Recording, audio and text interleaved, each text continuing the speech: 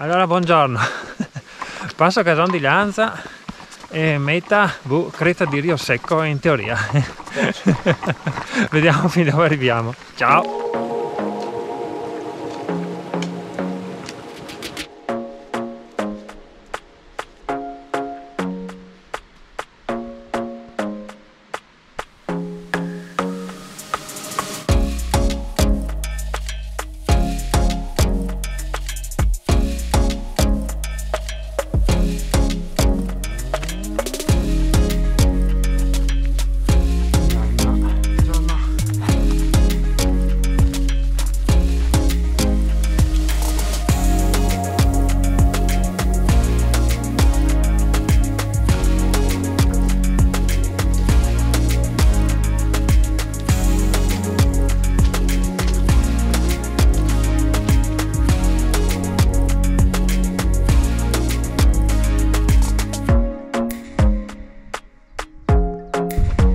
Buongiorno, sarebbe il nostro sentiero.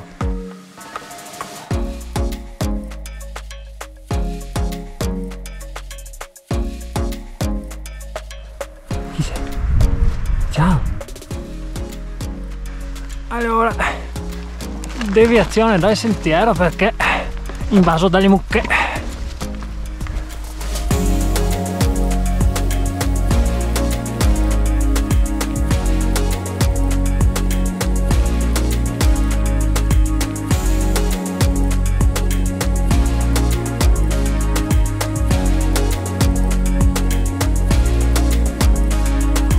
Siamo quasi in Silla di Hype, adesso dobbiamo seguire questo sentiero che vedete qua dietro che va verso la forca dei Claps e poi a un certo punto dovremo trovare un bivio segnalato in qualche modo con degli ometti, qualcosa, dei bolli rossi che ci dovrebbe portare in cima alla creta di Rio Secco. Vediamo.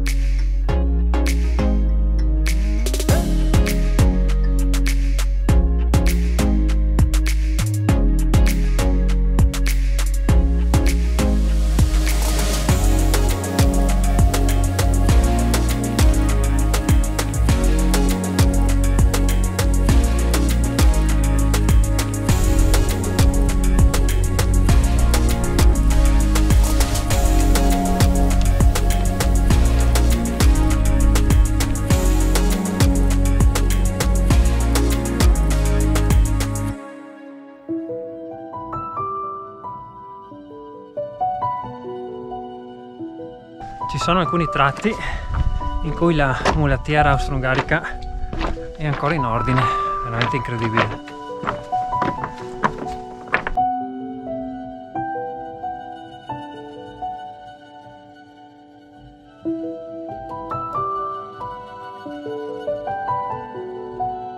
Eccomi qua, sono ormai sull'ultimo tratto, prima della cima, e ho passato un tratto parecchio roccioso in cui bisogna affidarsi un po' agli omini e ai bolli rossi sbiaditi che si trovano lungo il percorso, però comunque è intuitivo e semplice, dai.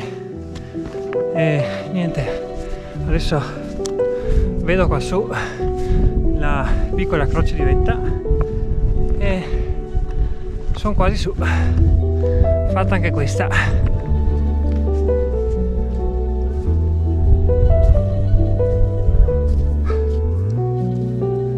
Creta di Rio Secco, eccoci qua.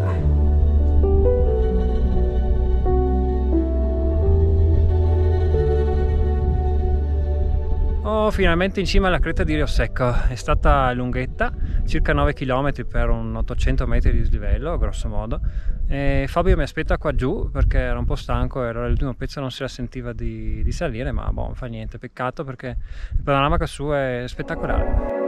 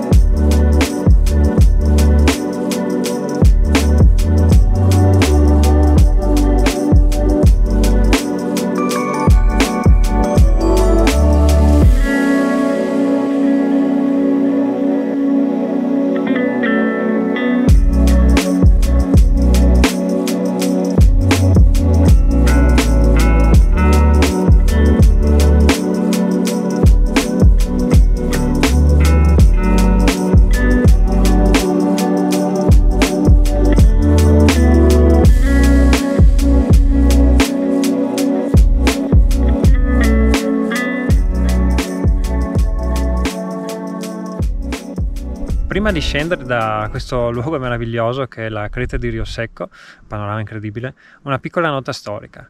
La creta di Rio Secco, insieme anche alla creta di Alpe e tutta la catena montuosa che adesso praticamente corre sul confine fra Italia ed Austria, faceva parte del sistema difensivo austro-ungarico in questa zona del fronte durante la prima guerra mondiale e si contrapponeva a quella che era la linea italiana che correva ben distante e passava per lo Zermula praticamente.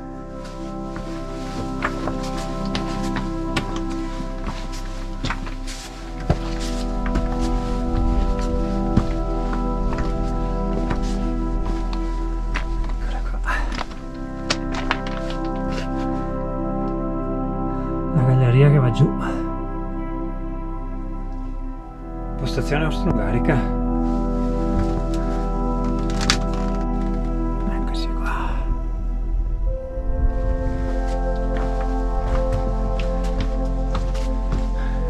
Bella sta postazione. Spettacolare.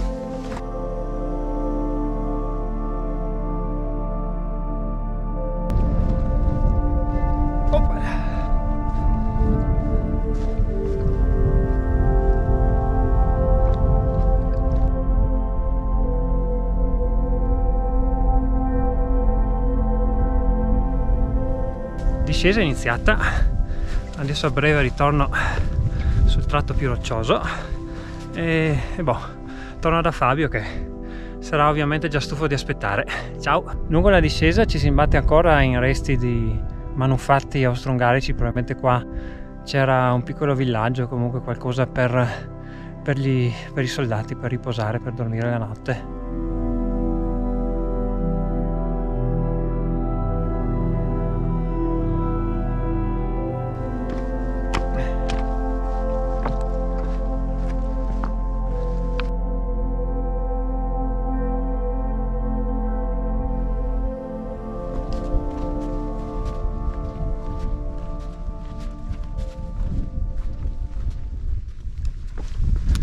Ed ecco qua, sono ritornato dal signor Fabio che probabilmente mi sta maledendo in qualche lingua probabile strana.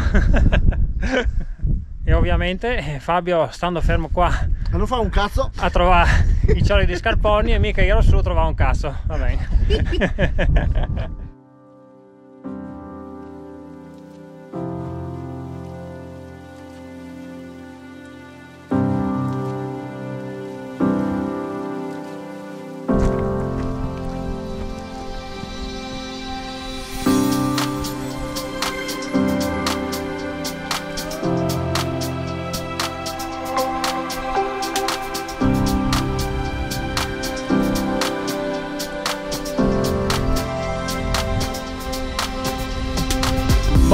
Scesi dalla creta di Rio Secco, adesso siamo quasi alla sella di Alpe.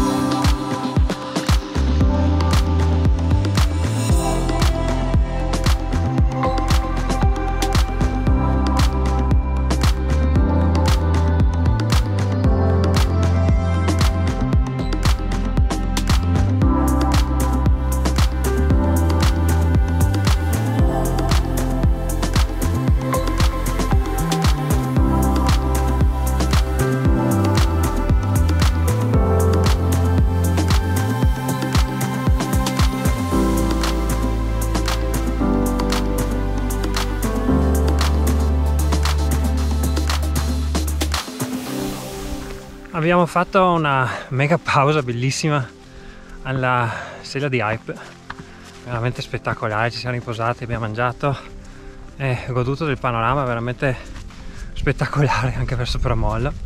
E niente, adesso con calma ritorniamo per un altro sentiero rispetto a quello dell'andata, e infatti passiamo sul sentiero più alto, quello che fa il giro sotto le pareti della creta di Hype, e poi ci ricongiungiamo a quell'altro sentiero e si ritorna giù al passo di Lanza. Wow wow wow!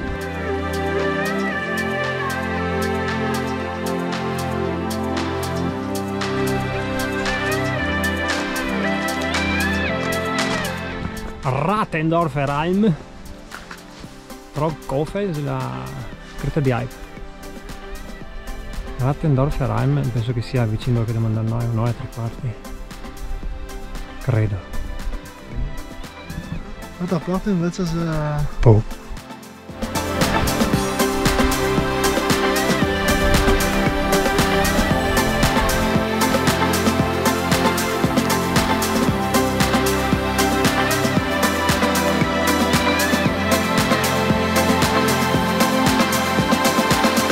Avendo fatto l'anello dall'altra parte, posso dire che passare qua sotto le pareti dello Zermula è veramente tanto più bello. È un panorama incredibile da qua.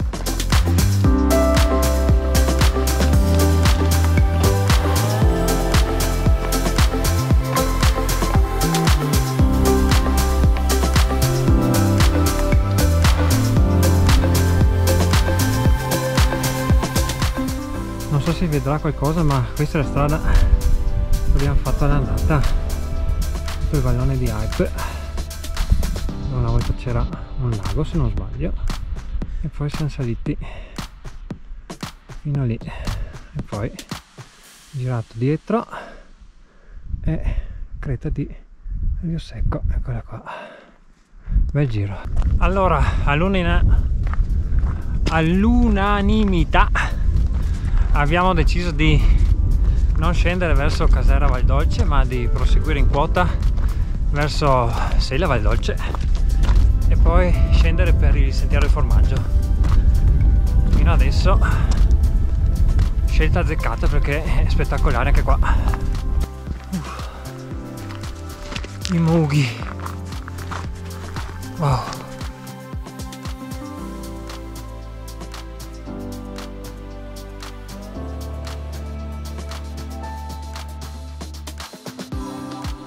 Giusto?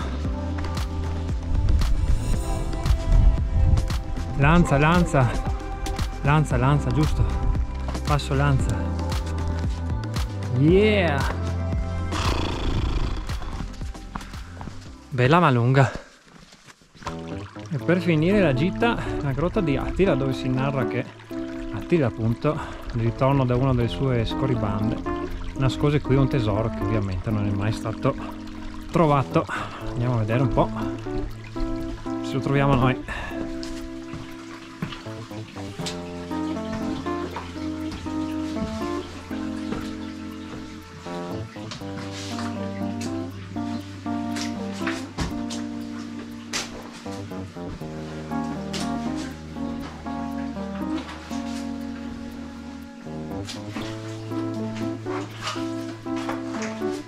Fabio! Che sono ancora? Sì, sì. No, qui in fondo la finisce in un lago. In un lago? Sì. Ah! Perché si è spento tutto? Ah, sarà finita la batteria, logico. Perché si spegne tutto. Un po' strettina come puoi. Vabbè, adesso mi non proprio luce. Mi insegna sempre a ricaricare le batterie, no? Prima di andare via.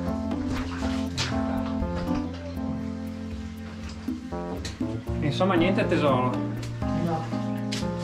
Pazienza.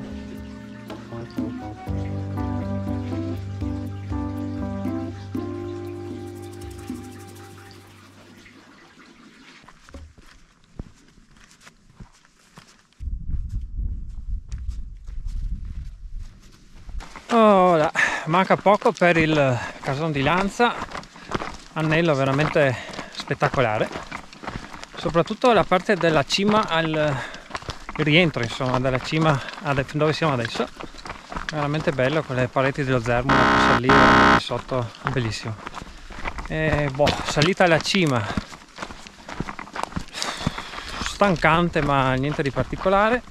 Bisogna seguire i bellissimi bolli rossi perché è un fuorisentiero, dobbiamo fare un po' di attenzione.